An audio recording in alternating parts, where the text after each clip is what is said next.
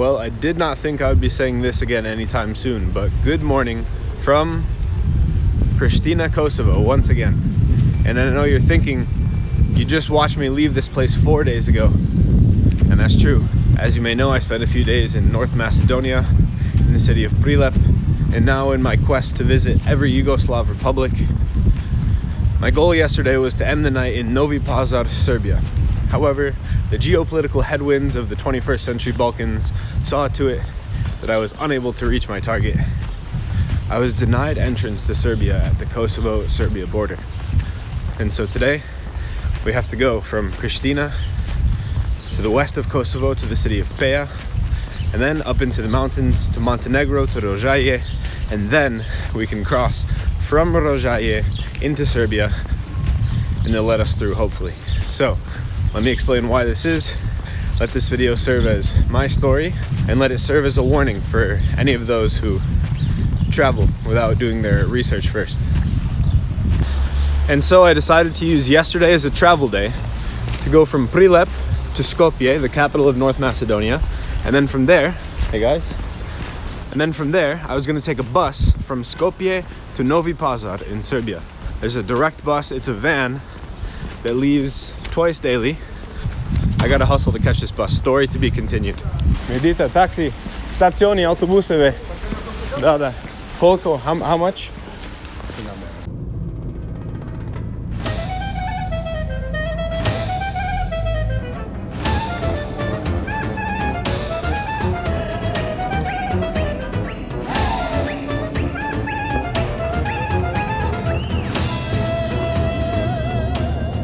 Hello guys, 2 hours have passed and I'm in Peja now. So I'm going to continue my story, but first, I was supposed to get to Peja at 9 in the morning and then take a bus to Rožaje in Montenegro at 10 a.m. And also on the internet it says that at 10 a.m. that bus leaves. Well, there's no bus at 10 a.m. There's not a bus until 2 p.m. which means that I could have gotten a few more hours of sleep in Prishtina, but that's okay. We'll spend the day in Peja. And that gives me plenty of time to finish my story. So everything was going great. I was in Prilep and I found a bus from Skopje to Novi Pazar. So I bought the ticket. It was 20 euros, which is, for a bus in this region of the world, that's a bit expensive. But I mean, it crosses 2 borders and it's like a 4.5 hour bus ride. So, I mean, for a train ride of the same length in Switzerland, it's gonna be 5 times the price. So I can't complain too much. So anyways, I have a few hours to kill in Skopje. So I walked around Skopje. I'll put some footage of Skopje on the screen now. And yeah, I mean, it was like a post-communist city. Definitely a lot of brutalist architecture. And compared to the other Yugoslav capitals that I've been to, like Ljubljana, Zagreb, even Sarajevo, it definitely felt a bit more in the past than some of the others. But that being said, it was still a cool city. Like, definitely a lot of people walking around, a lot of activity. I get on the bus and it's a van. It's not a bus. It's like a proper small van, maybe 20 seats max. Anyways, then we leave the bus station and we get to this like building maybe on the outskirts of town, and we pick up a whole bunch more people. And one thing that I don't really understand about the buses in the Balkans that you definitely have to live here to understand is how, oh, look at that building, is how like the bus just knows where to stop to pick up people. Like, they must have some kind of internal communication method where the people are like, oh yeah, we're gonna stand at like this exact corner, and then the bus driver knows that it's for that bus. But yeah, it's quite interesting. Anyways, and it was a fine bus ride. I listened to some podcasts, just like chilled. I actually did some editing, which was good. We crossed the border from North Macedonia to Kosovo and there were no problems. But it turns out that there was a problem, and I'll get to that in a moment. You know, it's now like getting to be nighttime. It's getting darker. It's like 6 p.m. maybe. And we get through most of Kosovo. We cross through Prishtina. And then we get to Mitrovica, which is the divided city where the south is Albanian and the north is Serbian population. You know, we drive through a bunch of like mountain towns, and I had only gone as far as Mitrovica last year, but now we're going through some of the smaller towns to the north of Mitrovica towards the border between Kosovo and Serbia. And even though the distance wasn't that far between Mitrovica and where you enter like proper Serbia, it took so long because the roads were so small. It was raining, so it was taking a really long time. And then after the border, it's maybe a 30 to 40 minute drive to Novi Pazar. So we're basically there. I've traveled all day. I left at 9:30 in the morning from Prilep, spent a few hours in Skopje, and now I've been on this bus for 4 hours. It's like 7:30 p.m. and we get to the border checkpoint. Now, an important distinction is that Kosovo recognizes this as a border, and Serbia just recognizes it as like an administrative checkpoint where they check your papers and everything, because Serbia doesn't recognize Kosovo as an independent country. So we get to the border, and just as before on the Macedonian border, the bus driver collects all of our passports, and I was the only one with a passport. Everyone else, I guess in this region, if you just have like an ID card of your country, that's enough. But yeah, so I give him my American passport, like it gets stamped out of Kosovo, everything. And then we pull up no more than 20 feet. And it's the Serbian guards building. And the guy gets on the bus. And I'm not gonna lie, I had been kind of like dreading this moment. Not dreading this moment, but thinking about this moment for like days in advance. Like when I cross into Serbia, especially if I'm coming from Kosovo, like there's obviously some animosity between Serbia and Kosovo. America did not play a favorable role on the side of the Serbs. I was just worried, like, is this guy gonna ask me if I recognize Kosovo as a country or something? Like, I've been thinking about these questions that he could possibly ask me for days in advance. And so the border guard gets on the bus, he sees my passport, he looks at it and he's like, America, no good America. And then he says, razumiješ li srpski? And I'm like, malo malo.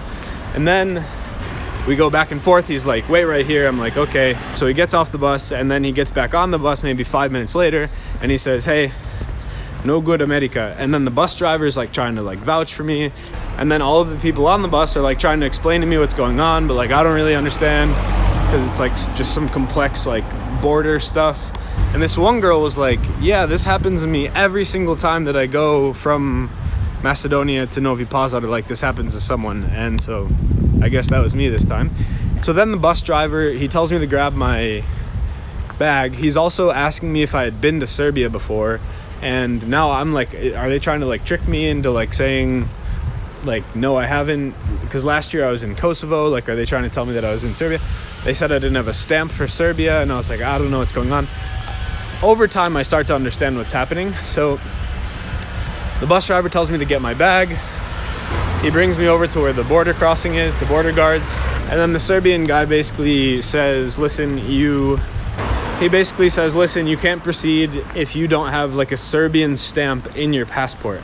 And then after doing some research online, I realize what is going on. And basically the scenario here is that the Serbian government does not recognize the Kosovo government.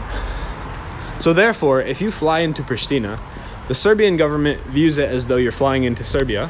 But obviously when you get to Prishtina, you're gonna get a stamp in your passport that's a Kosovo stamp. It's not gonna say Serbia on it. And so the Serbian government does not view that as legitimate. So they were saying that I was illegitimately trying to continue into Serbia. Not that I was trying to enter Serbia, because according to them, I was already in Serbia. So essentially, if you want to be able to pass from Kosovo into Serbia, you need one of two things. So the first way is that you can fly into, say, Belgrade, and then they'll stamp your passport with a Serbian stamp. So now you, according to the Serbian government, have legitimately entered Serbia. And then you can go to Kosovo, you can go wherever you want, and then when you come back from Kosovo to Serbia, they'll see, oh, he has a Serbian stamp in his passport, and then they'll let you go. So I didn't have a Serbian stamp, and that was the problem. I was trying to enter from Kosovo to Serbia without that Serbian stamp. So they were saying that I had illegitimately entered Serbia because they don't recognize the stamp of the Kosovo government, because they don't recognize the Kosovo government. The second thing that you can do to get into Serbia from Kosovo is to go by way of another country, which is what I'm doing today. So you can go from Kosovo to North Macedonia or to Montenegro, and then you can enter into Serbia. So that explains why I was not allowed to enter Serbia last night. However, that is by no means the end of the story, because now it's 7:45, 8 p.m. I have a hotel booked in Novi Pazar. I'm standing by the side of this border in the rain. My bus has left. I can't enter Serbia. There's nothing they can do. And so now I have to figure out a plan to find a place to sleep tonight. Am I going to try to go through Montenegro just through the night and take night buses? Are there even night buses? I don't have internet. Like, there's not much going for me in this moment. So how did I make it out? How did I get back to Prishtina? That's a fun story in itself. So I'm going to go get a coffee and then I will tell you that story.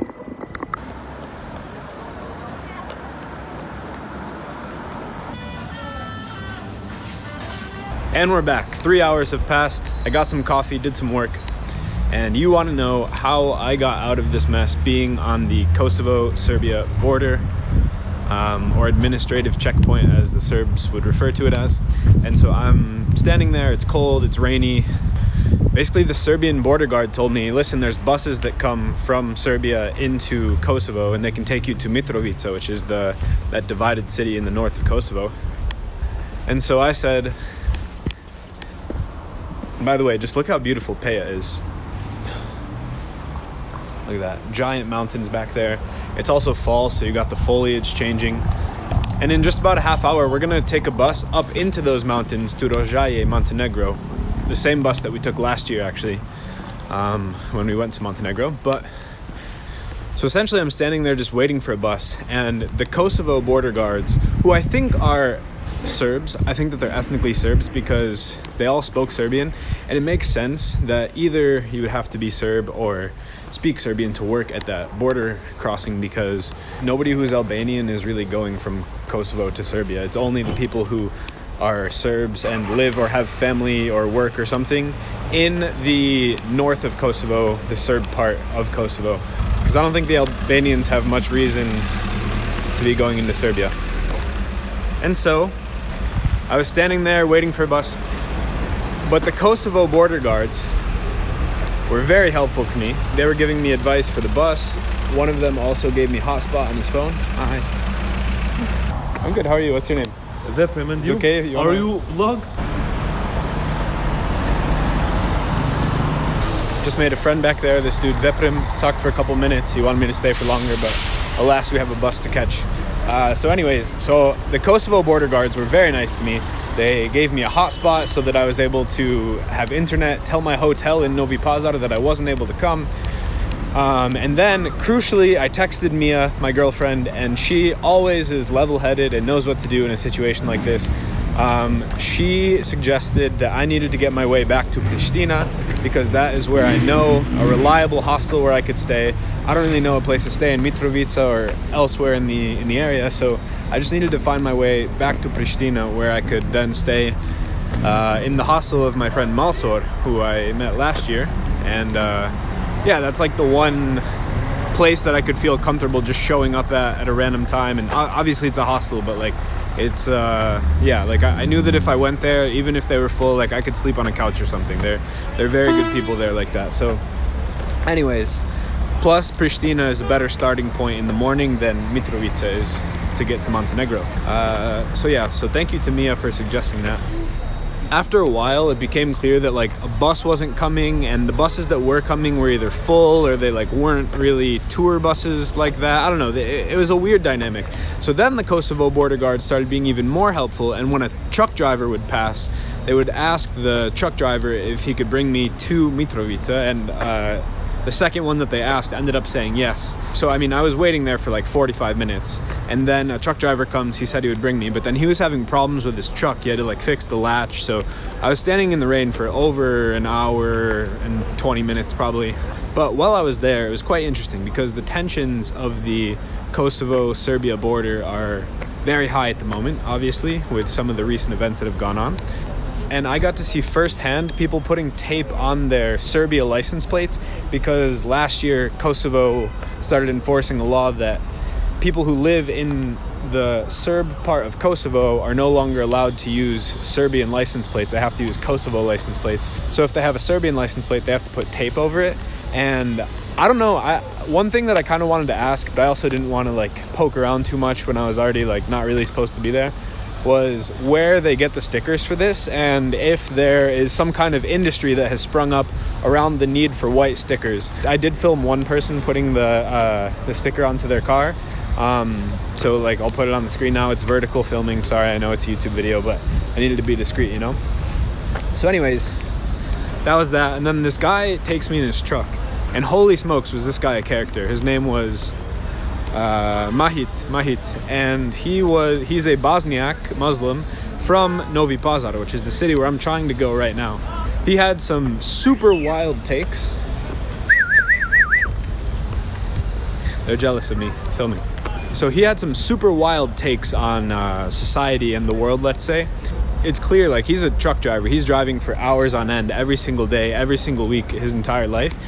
And him just having someone to talk to for an hour, I think, was the best thing for him, because he just needed to talk.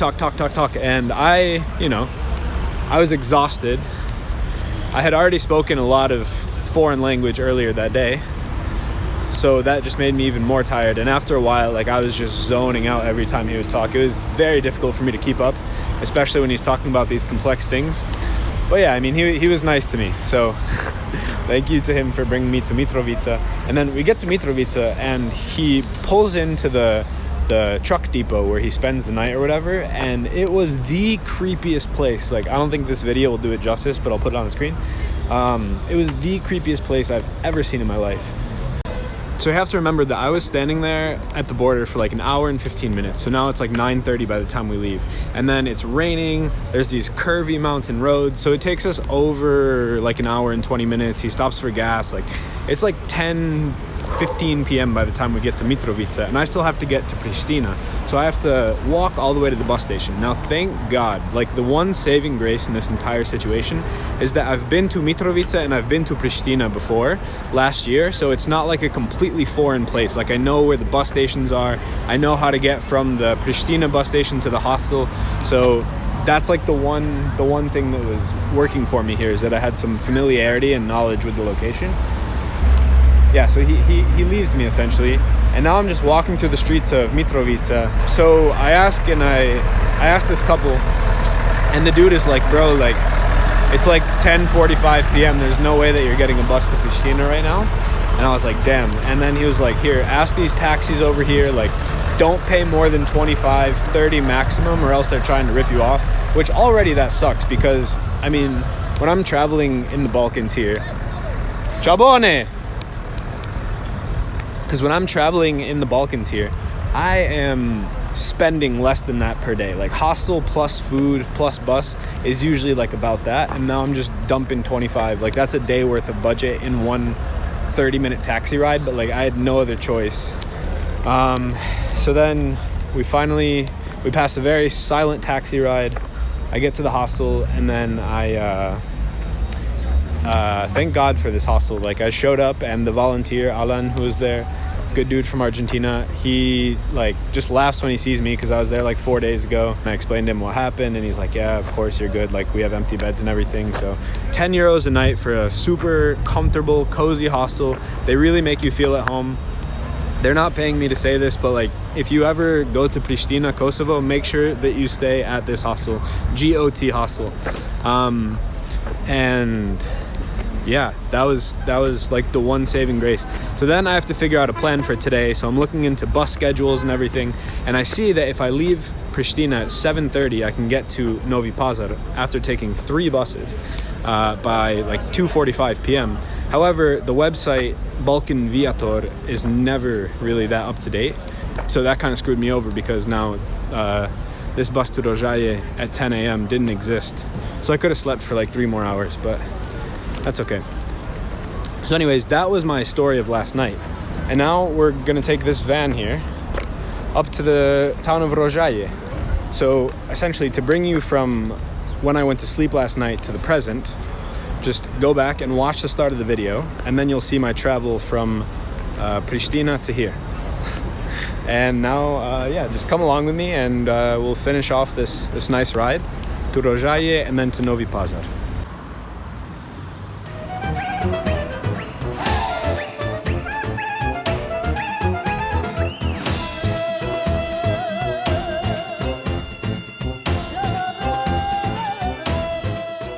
All right, guys, we have entered another nation, and crucially, it's a nation that Serbia recognizes as another nation.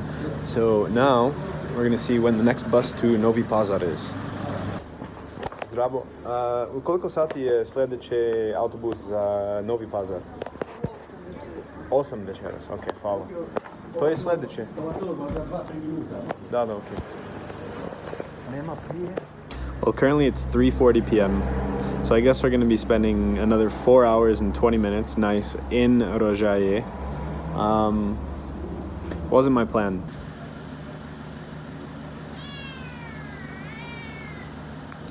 They make it so goddamn hard to get into this country. Holy smokes. Into Serbia, that is. Don't make the same mistake that I did. Either just go directly into mainland Serbia or go into Serbia from another country. That's the way to go. Okay, guys, so I'm gonna go venture into Rožaje. I did not think that I would be at the bus station of Rožaje, Montenegro today, but here we are. The circumstances of the universe have brought us back here to Rožaje. I know there's a lot of people in Rožaje who told me that if I come back here to hit them up. I don't have internet. I don't really have a way of doing that right now.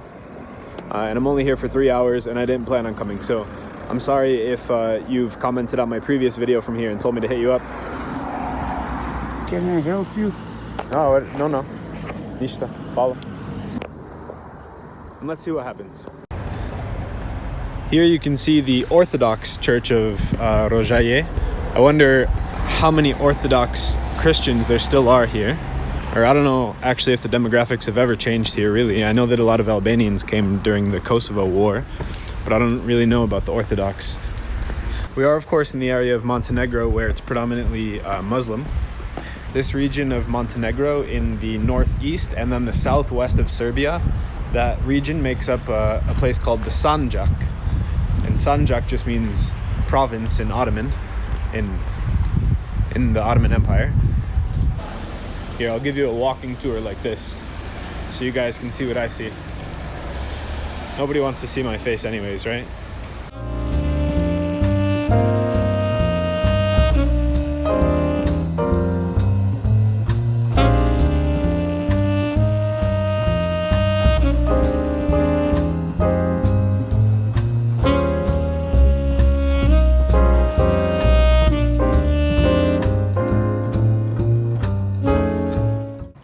It's crazy to me that it's going to take me from start to finish, from Prilep to Novi Pazar, about 36 hours.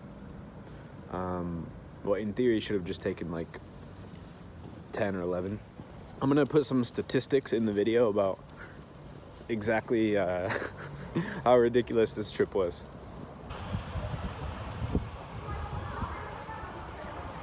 Yeah, one of the Rožaje taxi drivers back there recognized me. He recognized me from the video I made last year here, and he had seen it. And he also thought it was crazy that the cop guy was being so strict, let's say, about making me like sign in once I came just to visit.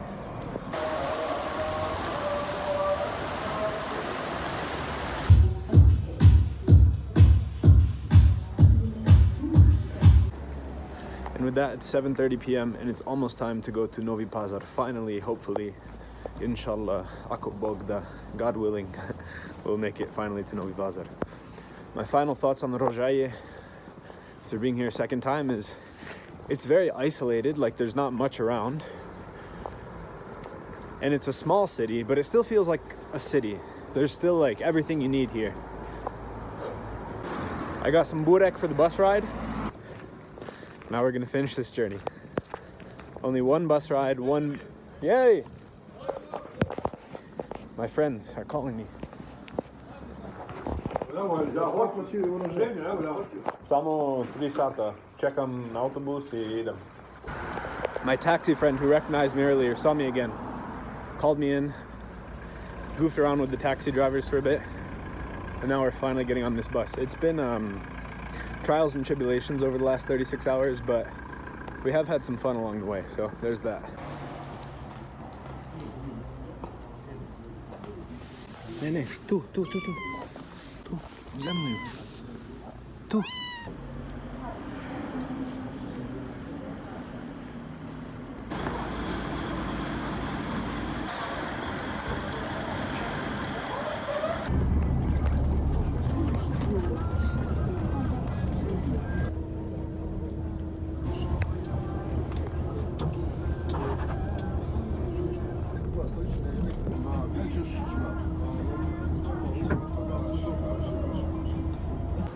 Well guys, we have made it to Novi Pazar. We have made it through the border crossing in Serbia, and the people at the border crossing, the border guards, were quite stringent. Like, the guy went through my bag.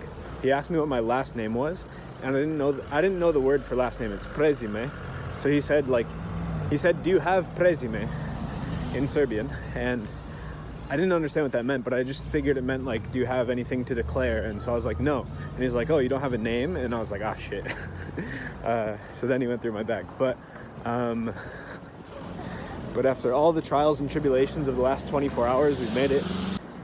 It was supposed to take about 10 hours over 2 bus rides to get here. Instead, it took 36 hours with yesterday 2 bus rides, a truck ride, and taxi for 25 euros. And then I had to take a taxi to the train station this morning because I was late for the bus. That was my fault though. And then 3 buses today and 2 border crossings. So we added 3 extra buses, a truck, and 2 taxis. We spent an extra 25 euros on the first taxi, 7 euros on the second taxi. And then the 3 buses today, 5 euros, 5 euros, and I think they were all 5 euros. No, the last one was 6 euros. So that's an extra 16 euros. So we spent an extra 48 euros on this ordeal. So that's 48 euros, which is 2 days of travel. Although then again, like, I would have spent some of that anyways today. Yeah, so I wasted like a day and a half worth of budget. So my advice to you is do your research before you go to Serbia and before you travel in general. And you won't end up like me. Well, anyways, now we are in the Sanjak. We are in Novi Pazar, and we're going to explore this region over the next few days. So stay tuned for those videos and have a great night. Thank you for watching.